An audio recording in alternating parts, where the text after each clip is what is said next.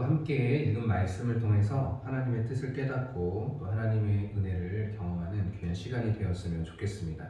오늘 말씀은 성경을 알아야 살아있는 믿음을 가질 수 있습니다 라는 제목인데, 제목처럼 우리가 살아있는 믿음을 갖기 위해서는 반드시 성경을 알아야 됩니다. 살아있다라는 건 뭐냐면 움직일 수 있는 힘이거든요. 그래서 우리가 살아있는 믿음을 갖고 있어야 이 믿음이 우리를 움직이는 역할을 할 수가 있는 것입니다. 그리고 우리가 움직였을 때 열매를 맺게 하는 그런 은혜를 경험하게 되는 거죠.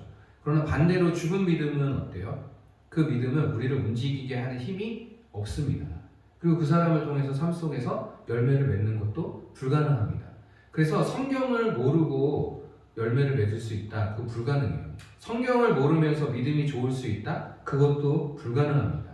우리가 살아있는 믿음과 또 살아있는 열매를 맺기 위해서는 반드시 성경 하나님의 말씀을 알아야 그것이 가능합니다. 그래서 성경을 모르는데 내가 믿음이 좋다라고 생각하는 것은 성경에서 말하고 있는 믿음과는 다른 믿음인 거예요. 그냥 절대자, 그냥 신 이런 것들을 믿는 종교생활하고 비슷합니다.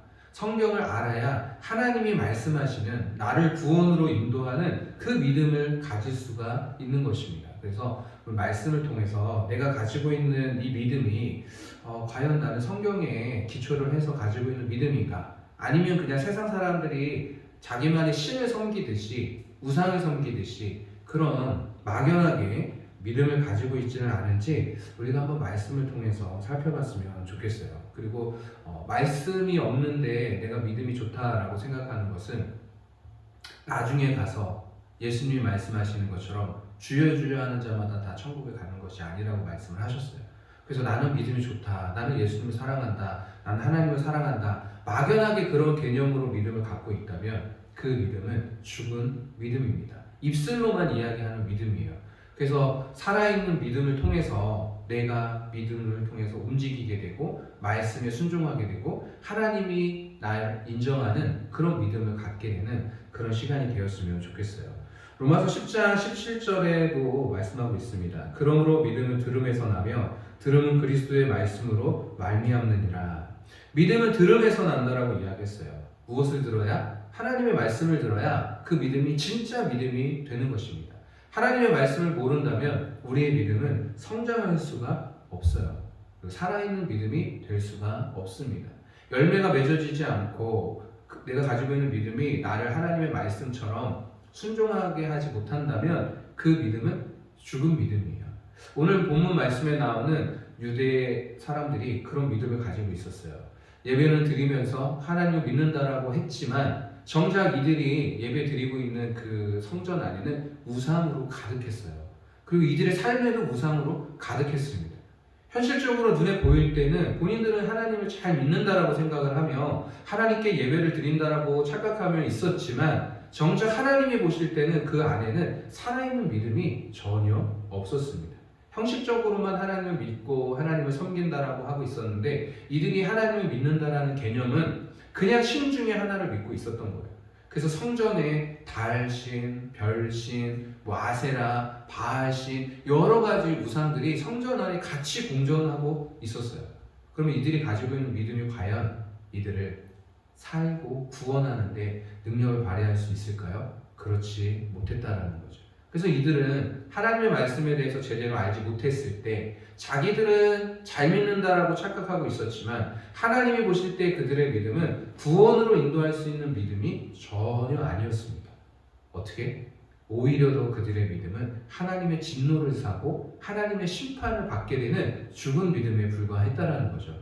그래서 우리가 하나님을 잘 믿는다라는 것은 단순히 내 마음으로 믿는 것이 아니라 내 생각으로 믿는 게 아니라 종교 생활로 믿는 게 아니라 하나님의 말씀을 알고 제대로 믿어야 살아있는 믿음이 되고 그 믿음을 갖고 있는 사람이 구원에 이르게 된다는 사실을 우리가 기억을 했으면 좋겠습니다. 우리가 말씀을 읽었는데 말씀의 주인공이 누가 나오냐면 오늘은 요시야 왕이 나옵니다. 8절을 보게 되면 대제사장 hil기야가 서기관 사반에게 이르되 내가 여호와의 성전에서 율법책을 발견하였노라 하고 hil기야가 그 책을 사반에게 주니 사반이 읽으니라. 오늘의 주인공인 이 요시야 왕은 하나님을 잘 믿는 사람이었어요. 잘 믿는 사람이었고, 그 다음에 어떤 계획을 가지고 있었냐면 성전을 재건하고 싶었던, 좀 보수 공사하고 싶었던 그런 마음이 있었습니다. 그래서 성전을 조금 예쁘게 더 무너졌던 것들을 다시 재정리하고, 그래서 하나님 앞에서 자기의 마음을 표현하고 싶었어요. 그래서 성전을 보수하고 있는 그 과정 속에서, 성전을 수리하고 있는 그 과정 속에서 무엇을 발견하게 되냐면 율법책을 발견하게 됩니다.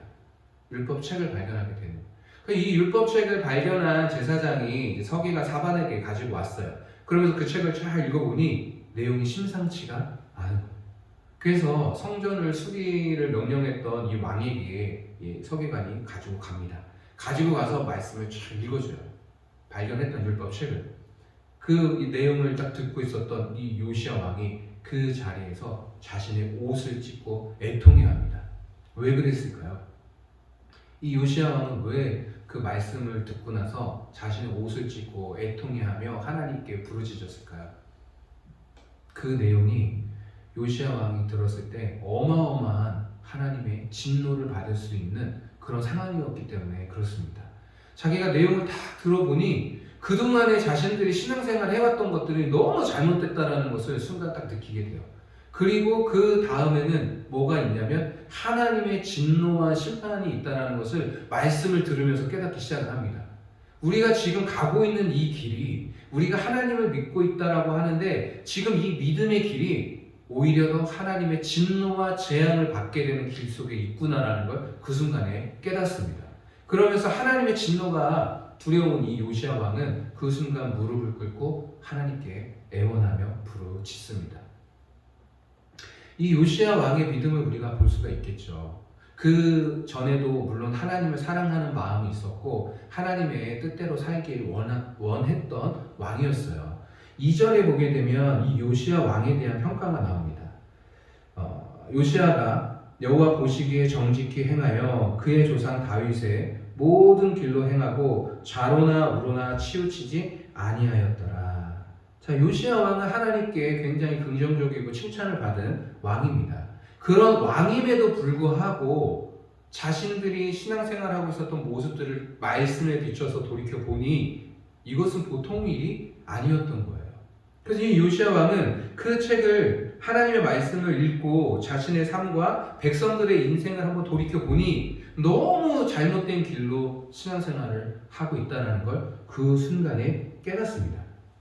11절에 보게 되면 왕이 율법책의 말을 듣자 곧 그의 옷을 찢으니라. 이 왕이 들었을 때 그냥 하나님 말씀이 그렇구나, 그랬었구나, 이렇게 하면은 복 받겠구나, 우리가 좀 잘못했네, 단순히 이 정도가 아니라 이 요시야 왕은 하나님의 말씀이 현실이었어요. 자신이 움직이게 했던 힘은 하나님을 향한 열정이었고 하나님을 향한 이 요시야 왕의 믿음이었습니다. 그런 왕에게 자신이 잘 가고 있다라고 생각을 하고 있는 상황에서 물론 하나님의 평가가 좋았기 때문에 이 요시야 왕은 다른 백성들과 다르게 정말 하나님을 섬기고 하나님을 진실되게 믿었겠죠. 그런 왕임에도 불구하고 하나님의 말씀을 딱 보니 현재 이 시대가, 이 성전이, 백성들이, 이 나라가 하나님의 말씀과는 전혀 다른 믿음을 갖고 있었다는 걸 깨닫게 되는 거예요. 그래서 이 상태로 있다가는 우리 모두가 다 하나님에게 심판을 받겠다라는 것을 이 요시야 왕이 깨닫게 됩니다. 우리는 말씀을 통해서 단순히 은혜만을 구해서는 안 되는 거죠. 내가 듣고 싶은 말, 위로의 말, 하나님도 내 마음을 알고 있구나. 단순히 그런 위로만의 말씀이 아니라 우리는 하나님 나라의 백성입니다.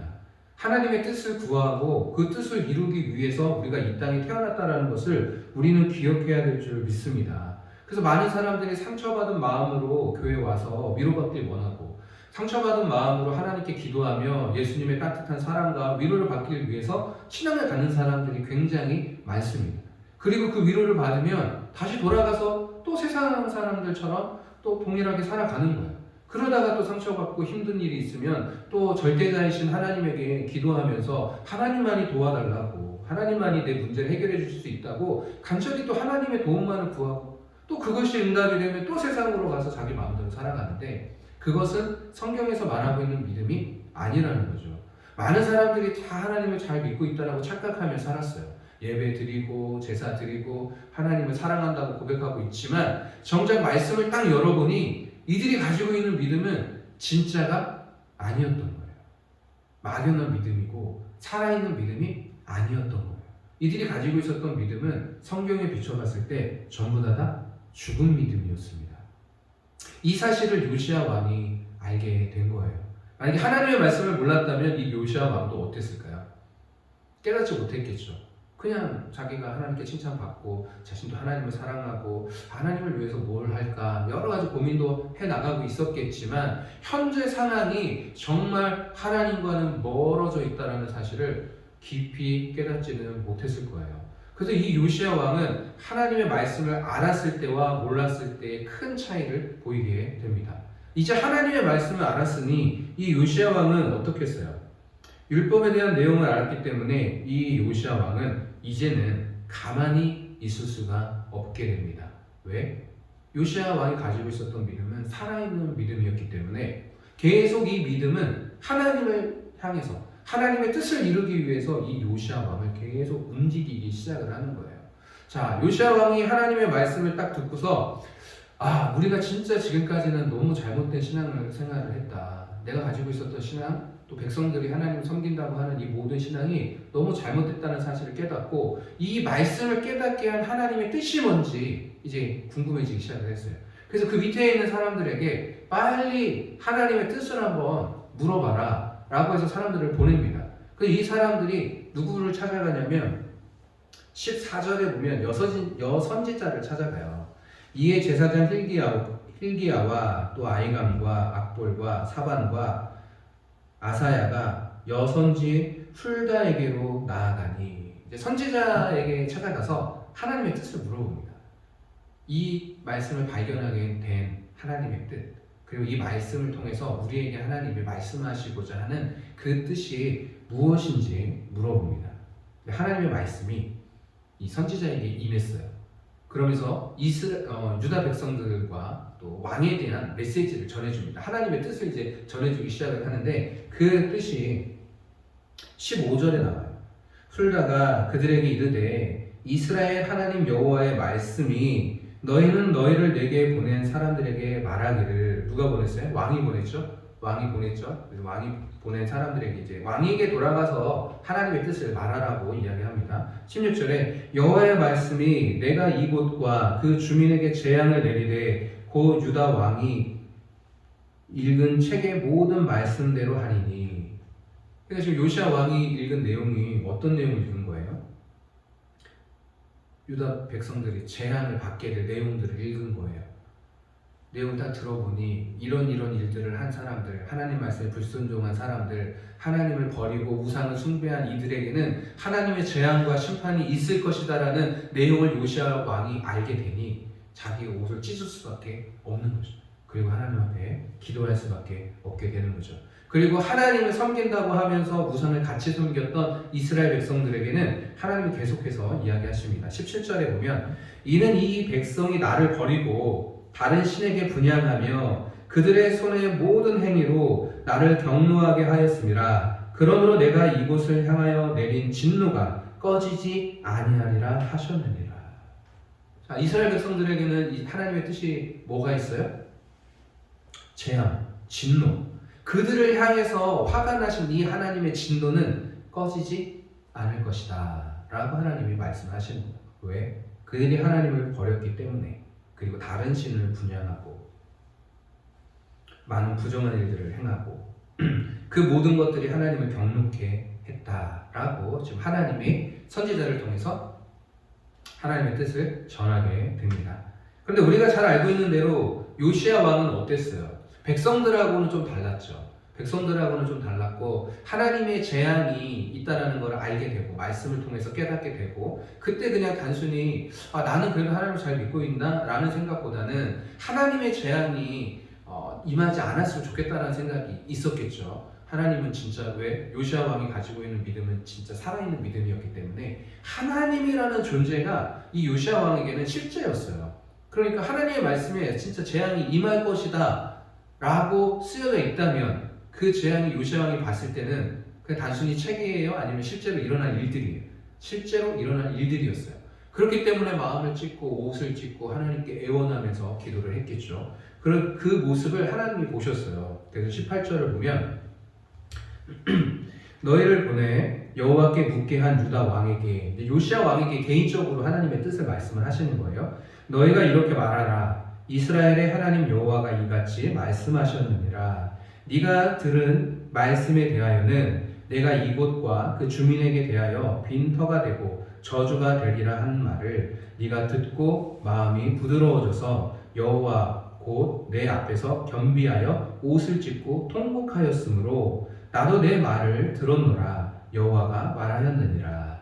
자, 요시야 왕이 기도한 내용을 하나님이 들으셨죠. 백성들에게 진노하시고 심판하실 거라는, 재앙을 내리실 거라는 내용을 요시야가 듣고 마음이 부드러워져서 겸손한 마음으로 하나님께 무릎 꿇으며 하나님께 애통하며 통곡하며 하나님께 기도를 했어요. 무슨 기도를 했을까요? 제발 이 재앙을 걷어주시고 이 백성들을 불쌍히 여겨주시고 하나님 제발 이 백성들을 살려달라는 기도를 했겠죠. 근데 그 기도를 하나님이 들으셨어요. 여호와가 말씀하셨느니라. 20절에 보면 그러므로 보라 내가 너로 너의 조상들에게 돌아가서 평안히 묘실로 들어가게 하리니 내가 이곳에서 내리는 모든 재앙을 네 눈이 보지 못하리라 하셨느니라 하니 사자들이 왕에게 보고하니라. 무슨 말이에요? 이 요시야 왕의 믿음은 하나님이 인정하셨어요. 그러니까 재앙은 임할 건데 네가 살아있는 동안은 내가 그 재앙을 내리지 않겠다. 네가 살아있는 동안까지는 내가 재앙을 우선 보류했다가 네가 편안하게 너의 조상의 묘에 들어갔을 때 그 이후에 내가 이 백성들에게 재앙을 내리겠다 라고 이야기합니다. 그러니까 정리해보면 너는 괜찮지만 너 외에는 모든 백성들은 하나님의 심판과 진노가 있을 것이라는 거예요. 자, 이렇게 하나님의 뜻을 우리는 알게 됐어요. 하나님의 말씀을 알게 됐죠. 그러면 우리는 나는 괜찮으니까 나는 살 수 있으니까 하나님이 나는 살려주신다고 하셨으니까 그냥 있으면 된다라고 생각할 수 있잖아요. 그러나 살아있는 믿음은 그렇지 않습니다. 살아있는 믿음은 하나님의 뜻을 알게 되면 움직이게 되어 있어요. 살아있는 믿음은 그냥 죽은 믿음처럼 아무 일도 하지 않습니다. 그냥 머리로만 깨닫지 않아요. 입술로만 하나님 사랑한다고 고백하지 않습니다. 살아있는 믿음은 그 사람을 계속해서 하나님의 뜻을 이루기 위해서 움직이기 시작을 하는 거예요. 요시야 왕은 가지고 있는 믿음이 지금 죽은 믿음이에요? 살아있는 믿음이에요? 살아있는 믿음이죠. 근데 하나님의 뜻을 알고 있어요. 그럼 어떻게 하겠어요? 이 뜻을 이루기 위해서 진노하신 하나님의 마음을 조금 풀어드리기 위해서 진노의 대상인 이스라엘 백성들이 회개하고 온전히 하나님 앞에 돌아올 수 있도록 이 요시야 왕이 움직이겠어요? 보고만 있겠어요?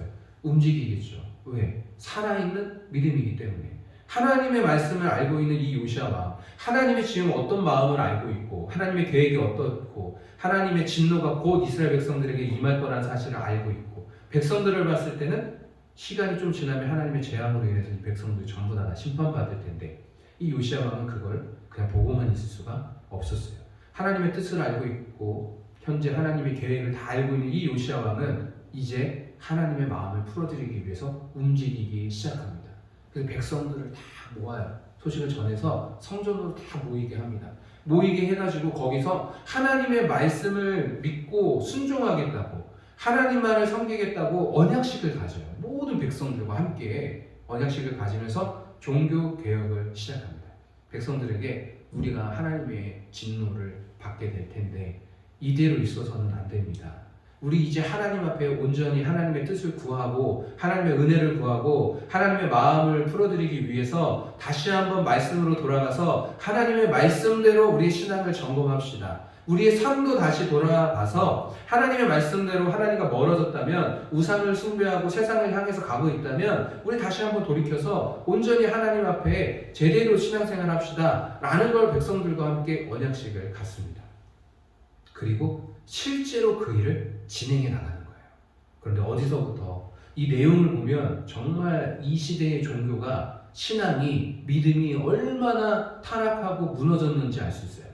종교 개혁하면서 잘못된 것들을 하나씩 하나씩 이렇게 제거해 나가기 시작하는데 그 내용이 어마어마하고 그 내용을 들으면 야, 하나님 진노하실 만하네. 진짜 이들 하나님 믿는 나라 맞아? 하나님 백성 맞아? 하나님을 믿고 있는 성전 맞아? 예배드리고 있는 장소에서 어떻게 그럴 수가 있지? 이게 정말 교회 맞아? 라고 할 정도로 종교 개혁이 어마어마하게 일어나는데 하나님이 진노하실 만하다라는 걸 우리가 볼 수 있어요. 왜 그렇습니까? 그들의 믿음은 죽은 믿음이었기 때문에 그래요. 그런데 왜 죽은 믿음이 되었을까요?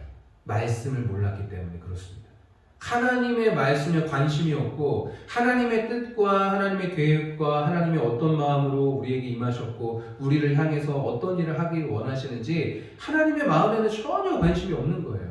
하나님의 말씀인 이 성경책을 알아야, 성경의 뜻을 알아야 우리의 믿음이 살아있는 믿음이 되는 것이고 그 살아있는 믿음을 가진 사람으로 인해서 열매를 맺게 되는 것인데 많은 사람들이 성경에는 관심이 없고 그냥 교회 다니고 예배드리고 기도하고 하나님 사랑한다 하고 찬양하고 근데 정작 그들의 삶에 보면은 하나님이 어떤 분이신지도 전혀 몰라요.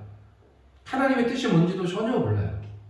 어떻게 사는 것이 하나님의 뜻인지도 전혀 분별하지 못하고 그냥 자기가 알고 있는 대로 자기랑 친한 사람, 자기가 믿는 사람, 그 사람들 얘기 듣고 그냥 신앙생활 하는 사람들이 너무 많습니다. 그런데 그 결과를 봤을 때는 말씀대로 믿음생활을 하지 않는다면 나중에 돌이켜보면 하나님과 멀어져 있는 경우가 너무 많아요. 비성경적인 믿음이 너무 많고 비성경적인 성도들이 너무 많고 비성경적인 교회가 너무 많아요. 그래서 말씀 위에 기초를 삼아서 우리의 믿음이 살아있는 믿음이 되어야 될 줄 믿습니다. 그래야 하나님의 칭찬을 받을 수가 있는 것이고 그래야 우리가 하나님이 우리를 인정하는 살아있는 산믿음이 될 수 있는 거예요. 그리고 그 믿음을 가지고 있는 사람이 구원의 열매를 맺게 되는 거예요. 그렇지 않는다면 우리는 죽은 믿음으로 아무 일도 행하지 않고 아무 하나님의 뜻도 모르고 하나님이 원하는 것 하나도 행하지 않고 그냥 내 마음대로 내 뜻대로 살 그 신앙이 누가 봤을 때 구원받은 믿음이라고 볼 수가 있겠습니다.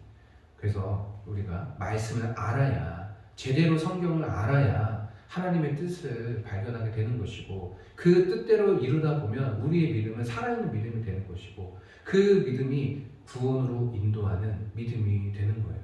그래서 말씀에 더욱더 가까이 하시고 들으시고 공부하시고 성령님께 지혜를 달라고 총명을 달라고 하셔서 하나님의 뜻을 온전히 분별해야 될 줄 믿습니다.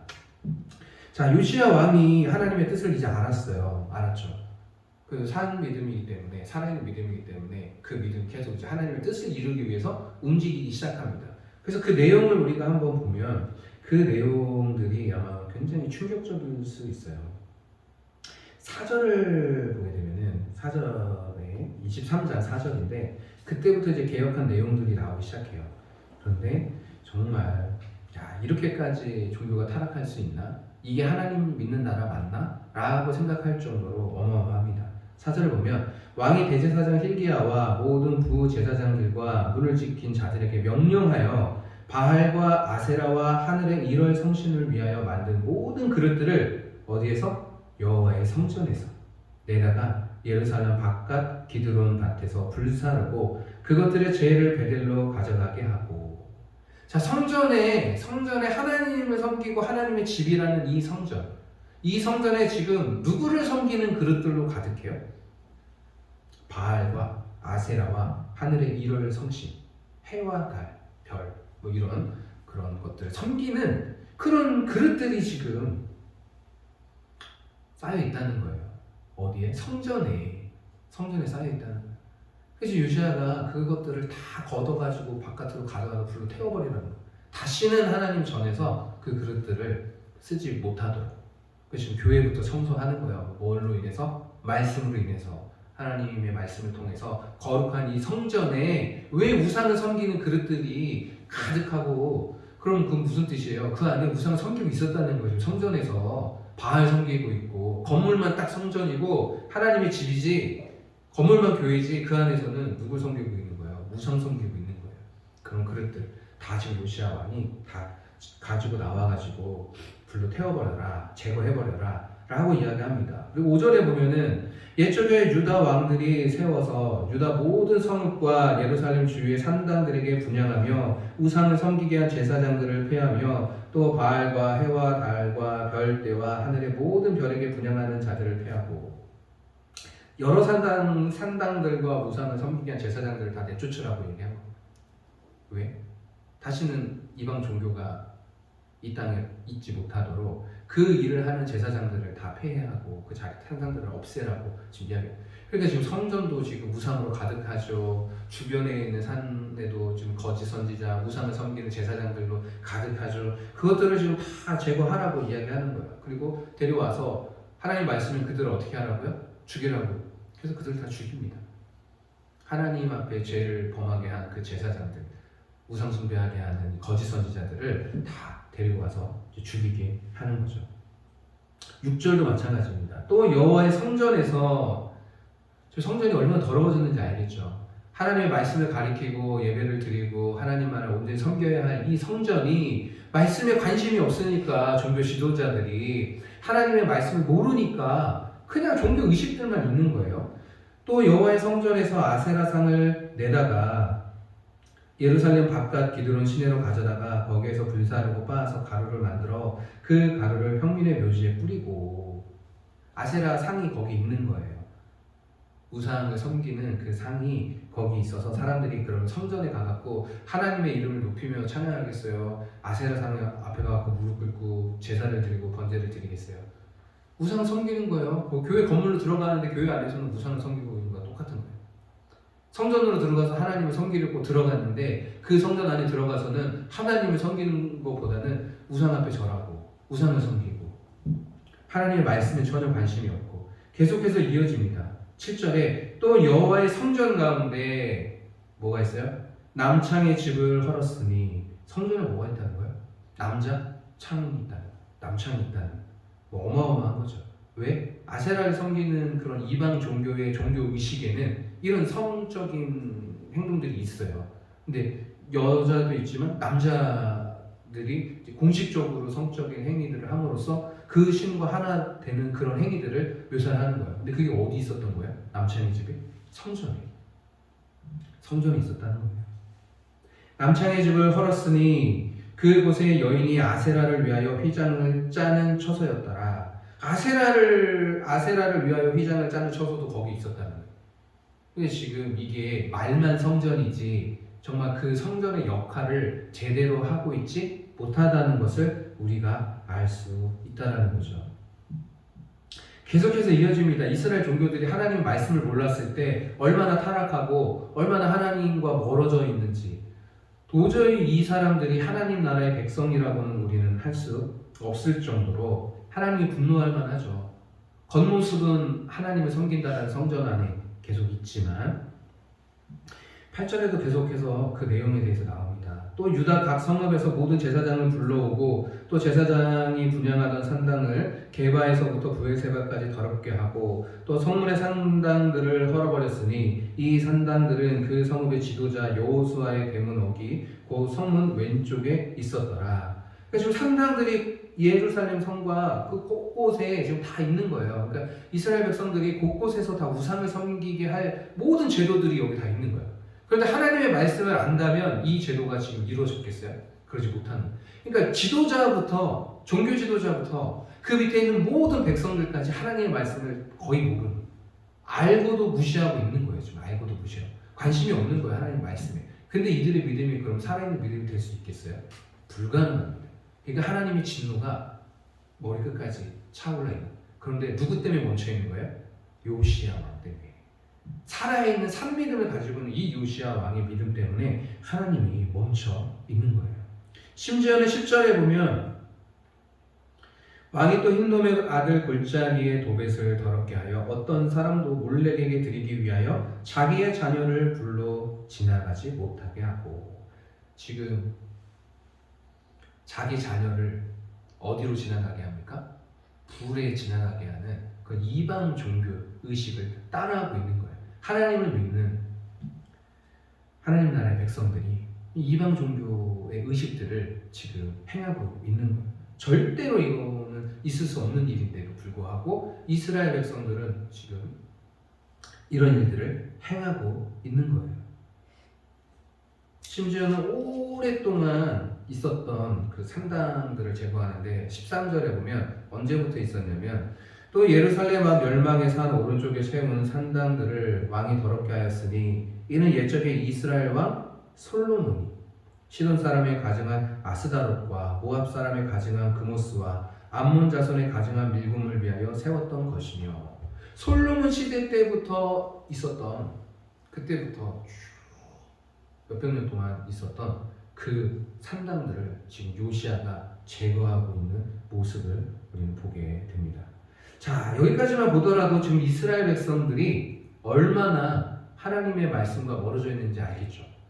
유다 백성들이 예루살렘 성전이 있는 하나님의 성전이 있는 이 예루살렘 성조차도 심지어는 성전 안에까지도 여러 가지 우상들과 남창들과 우상을 섬기는 그 우상의 그런 상들이 지금 다 지금 성전 안에 가득했다라고 하는 거. 이걸 봤을 때 이들이 하나님의 말씀을 알 수 있을까요? 도저히 하나님의 말씀을 알고 있는 사람이 없다고 생각을 하시면 돼요. 하나님의 말씀을 제대로 알았다면 이들은 이렇게까지는 가지 못했겠죠. 그런데 이제는 누가 알게 됐어요? 하나님의 말씀을? 요시아가 알게 된 거예요. 성전을 보수할 때, 보수공사할 때 발견한 그 율법책을. 이 율법책은 만학자들이 신명기라고 이렇게 얘기합니다. 왜? 신명기에는 이런 내용들이 많이 있거든요. 복과 저주의 내용들이 많이 담겨 있어요. 그래서 하나님을 제대로 섬기고 잘 믿는다면 복을 받지만 하나님의 말씀을 불순종하고 하나님을 버리고 우상을 숭배하면 이런 저주를 받을 것이다 라는 내용들이 많이 있기 때문에 지금 요시아가 봤던 이 성경 말씀은 이제 모세의 책 중에 신명기 내용에 가깝지 않나 라고 이렇게 생각을 하는데 아무튼 그 내용에 지금 요시아가 순종하는 모습들을 보이게 됩니다. 그래서 살아있는 믿음을 가지고 있었던 이 요시아가 말씀을 깨닫고 말씀을 알게 되고 이 말씀대로 신앙을 계속해서 정리해 나가는 모습들을 우리는 보게 되는 거죠. 그리고 예배도 회복이 됩니다. 성경에서 나와 있는 그 절기, 이제 6월절이 회복이 돼요. 그동안에는 예배가 어땠겠어요? 우상 가득하고 여러 가지 바알상도 있고 아세라상도 있고 성전 안에 오히려도 막 그런 사람들의 집들이 우상을 섬기는 거짓 선지자들의 집들이 거기 다 이렇게 있었기 때문에 아마 성전에서 뭐 절기를 지킨다고 하더라도 백성들이 절기를 지킨다고 하더라도 말씀대로 지키기보다는 그냥 형식적으로 자기들이 그냥 일반 그런 우상을 섬기는 그런 절기들처럼 지냈겠죠. 그러나 이 요시야 왕이 말씀으로 인해서 말씀대로 이제 절기를 회복하기 시작합니다. 21절에 보면 23장 21절에 보면 왕이 곧 백성에게 명령하여 이르되 이 언약책에 기록된 대로 너희의 하나님 여호와를 위하여 6월절을 지키라 하매 사사가 이스라엘을 다스리던 시대부터 이스라엘 여러 왕의 시대와 유다 여러 왕의 시대에 이렇게 6월절을 지킨 일이 없었더니 이제는 절기를 지키는데 형식적인 절기가 아니라 무엇에 의해서? 말씀에 의해서 절기를 지키는 거예요. 누구를 위해서? 하나님을 위해서 이들이 이제 제대로 된 절기들을 제대로 된 예배의 회복이 말씀으로 인해서 이루어지고 있는 것을 우리는 보게 됩니다. 자, 말씀을 정리하겠습니다. 이 요시야 왕이 기본적으로는 믿음이 있었던 왕이었어요. 그렇죠? 하나님께 칭찬을 받았고 하나님 앞에 말씀대로 순종하길 원했던 왕이었습니다. 그러나 이 왕조차도 요시야 왕 외에는 많은 백성들, 대부분의 백성들이 말씀에 대해서 관심이 없었고 이미 우상 숭배하고 하나님을 버렸던 그런 상태였어요. 그럼에도 불구하고 이 요시야 왕도 하나님의 말씀에 대해서 제대로 알지는 못했죠. 현재 이루어지고 있는 이 종교와 현재 이루어지고 있었던 이런 종교 의식들 그리고 백성들이 가지고 있었던 그 믿음이 진짜인지 가짜인지 분별하기는 어려웠죠. 그러나 말씀이 딱 눈에 보이는 순간 말씀을 깨닫는 순간 하나님의 말씀과 하나님의 뜻을 알게 되는 순간 지금 현재 상황에 대해서 제대로 분별할 수 있는 분별력이 생기기 시작했어요. 이러다 이 백성들 다 죽겠다. 그리고 그 깨달은 게 진짜였어요. 선지자를 통해서 전하신 말씀이 이 백성들을 하나님이 재앙으로 심판으로 다 쓸어버리실 것이다. 그러나 하나님 앞에서 겸손하게 회개했던 이 요시야 왕, 너 때는 그런 모습들을 보지 않을 것이다. 내가 너의 믿음을 보고 너 때는 내가 살려주겠다 라고 하나님이 이야기하셨지만 살아있는 믿음과 또 하나님의 뜻을 알고 있었던 요시야 왕은 그것으로 만족할 수 없었어요. 진노하신 하나님의 마음을 풀어드리기 위해서는 무엇이 필요해요? 말씀대로 우상들을 제거하는 것들이 필요합니다. 하나님과 멀어졌던 이 백성들이 회개하고 하나님께 돌아오는 것이 필요했어요. 그래서 백성들을 다 모아가지고 하나님 앞에 언약을 맺습니다. 우리 이제부터 제대로 하나님을 믿어보자. 이제는 말씀대로 하나님을 제대로 믿어보자. 하나님의 뜻대로 한번 살아보자. 라고 하면서 하나님과 언약을 맺습니다. 그리고 실질적으로 말로만 맺는 게 아니라 실질적으로 행동으로 옮기기 시작해요. 성전 안에 있었던 우상들 다 제거하고 우상을 섬겼던 제사장들 다 잡아서 죽이고 산당들 다 무너뜨리고 다 불러 태우고 그 다음에 그것도 다 제로 만들어서 더 이상은 이스라엘 백성들이 우상을 섬기지 못하도록 그런 일들을 다 거행하게 됩니다. 그리고 예배 또한 하나님의 말씀대로 회복하려고 노력했던 왕이 바로 요시야 왕이에요. 자, 요시야 왕이 이 살아있는 믿음을 가질 수 있었던 것은 첫 번째로 무엇입니까? 하나님의 말씀을 제대로 분별했기 때문에 그래요. 그래서 우리가 하나님의 말씀을 제대로 모르면 나만의 신앙을 갖고 있는 거랑 동일해요.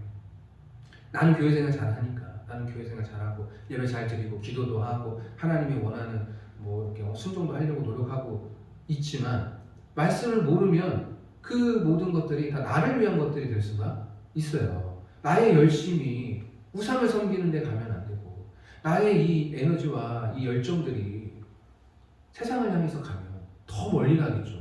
그러나 하나님의 뜻을 제대로 온전히 알고 분별하고 하나님을 제대로 섬기기 원한다면 우리는 말씀을 제대로 분별할 수 있어야 됩니다. 그래서 말씀에 관심을 가지셔야 돼요. 말씀을 더 사모하셔야 되고 이 성경에 대해서 우리가 정말 기도하면서 깨닫게 해달라고 하나님께 성령님께 도움을 구해야 됩니다. 성경을 모르면서 제대로 된 믿음은 불가능해요. 불가능합니다. 내 믿음이 전부 단 줄 알고 나는 잘 믿고 나는 그냥 하나님의 자녀라고 하나님의 백성이라고 하나님이 나를 구원해 주시고 하나님이 나를 보호해 주실 거라는 착각 속에 혼자 살아가게 되는 거예요. 그 뚜껑을 나중에 열어보면 말씀을 전혀 몰랐을 때는 저기 멀리 가 있는 거예요. 하나님 나라에 들어올 수 없는 상태가 되는 경우가 있습니다. 그래서 우리는 지혜롭게 그런 경우가 없었으면 좋겠어요. 우리는 말씀을 제대로 분별하고 깨닫고 묵상하고 말씀을 통해서 하나님의 뜻을 구하고 말씀을 통해서 내 믿음이 진짜 믿음인지 죽은 믿음인지 다시 한번 점검하고 너무 멀리 가 있다면 오늘 말씀처럼 요거는 말씀대로 우리가 제거해야겠다. 요거는 또 수정해야겠다. 요거는 잘하고 있구나. 여러 가지 이것들을 수정해 나가면서 하나님이 원하시는 또 성경에서 말하고 있는 산 믿음을 우리가 가져야 될 줄 믿습니다. 이만큼 말씀을 아는 사람과 모르는 사람은 굉장히 큰 차이가 있어요. 그래서 말씀을 더욱더 사모하시고 말씀대로 우리의 삶을 다시 한번 정리하는 우리의 믿음을 새롭게 세우는 그런 시간이 되었으면 좋겠습니다. 기도하겠습니다.